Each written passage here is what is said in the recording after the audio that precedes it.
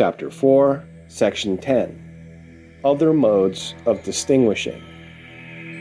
After this, however, thou takest up again the very questions in regard to which the things which have been stated already will suffice amply for a solution. Since, however, as the saying is, it is necessary to tell and examine often the things which are beautiful, we will not pass these matters by as having received sufficient answer, but by pounding away repeatedly with arguments we may perhaps get out of them all some complete and important benefit in true knowledge. For thou art still in doubt, as the question shows, quote, the gods that are visible in the sky being included in the same category with the invisible, what distinguishes the daemons from the visible and likewise the invisible gods? Beginning at this starting point, I will set forth the difference. It is because the gods in the sky are united with the gods in the world of mind, and have the same idea or principle of existence with them. But the daemons are far distant from them in essence, and scarcely compare with them in ally resemblance. On this account, they are distinct from the visible divinities, while they differ from the invisible gods in regard to the difference of their peculiar invisibility. For the daemons are indeed imperceptible to sight, and in no way to be apprehended by a sense. But the gods are beyond the scope of the knowledge and perception incident to the realm of matter. Because they are in these respects unknowable and invisible, they are so named, or it may be in a sense very different in respect to the daemons that are described invisible. What then do the invisible gods have, so far as they are invisible, which is superior to the gods that are seen in the sky? Nothing at all. For the divine quality, whatever it may be, and whatever allotment it may have, possesses the same power and dominion over all subordinate things. Even if they were visible, they would not be subordinate to the invisible daemons. And though they were to belong to the earth, they would reign over the daemons of the air. For neither the place nor the part of the world that may receive it makes any change in the supreme authority of the gods, but the entire essence of the gods, indivisible and unchangeable, which all the inferior races in the order of nature revere in like manner, remains everywhere the same. Setting out from the same point of beginning, we also find another difference between them. For the visible and invisible gods concentrate in themselves the whole government of existing affairs, both in regard to the sky and world, and in relation to the entire invisible forces of the universe. But those that are allotted to authority among the daemons, extending it over certain prescribed regions of the world, govern these, and themselves likewise have an incomplete form of essence and power. They are even in some manner akin and inseparable from those that are governed by them. The gods, however, even those that go upon bodies as their vehicles, are separated and diverse from these in all respects. Hence, the supervising of the bodies brings no specific lessening of rank to those to whom the body is subject. It is encompassed by the superior essence and is turned back to it, and is no obstacle to it. But on the other hand, the close affiliation to the generative nature and the imperfection ensuing by it give the daemons necessarily an inferior destiny.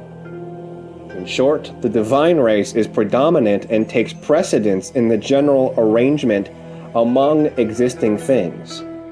But the daemonian order is ministrant, receiving whatever directions the god may give, and responding promptly by their own effort, in regard to whatever the gods contemplate, will, and command.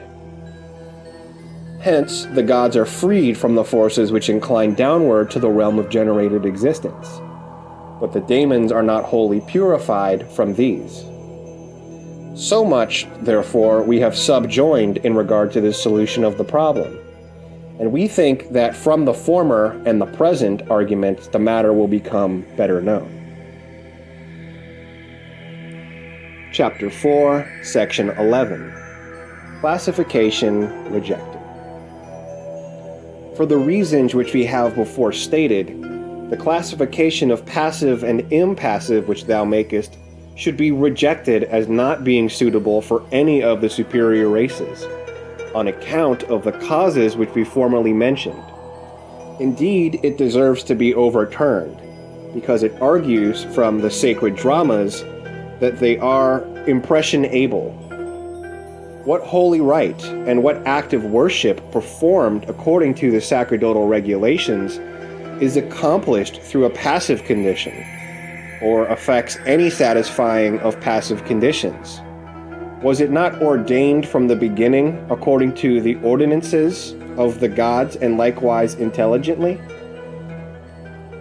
Footnote 38. The older laws of the Athenians were called thesma, as being ordained by the gods, or rather the priests. The laws of Draco were thesmoi, those of Solon nomoi, or regulations. The rite both copies the order of the gods, both that of the gods of the world of mind and that of the gods in the sky, and contains the eternal meters of things that are, and wonderful spectacles which were sent down from the Creator, Demiurgus, and Father of all, by which also the things of silence are represented by arcane symbols. The things without form are held firmly in forms. The things which are superior to any likeness are represented unshapen, and everything is accomplished by a sole divine cause, which is so far remote from passive conditions that no reasoning faculty can reach to it.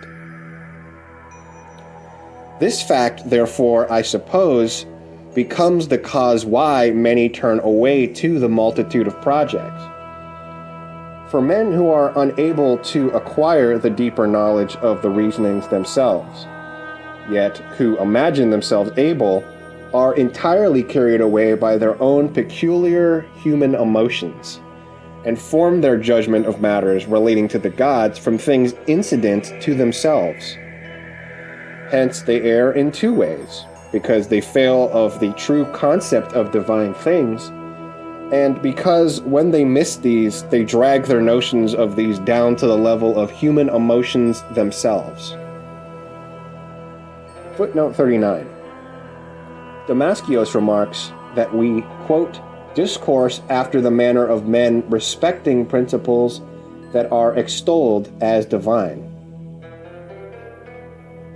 Nevertheless, it ought not to be supposed that the things which are performed alike to gods and human beings, such as acts of homage, salutations, offerings, first fruit, are to be regarded as after the same plan of action in both cases, but that each is established apart from the other with regard to the distinction of being more honorable, the one venerated as being for the gods and the other held in low esteem as relating to human concerns.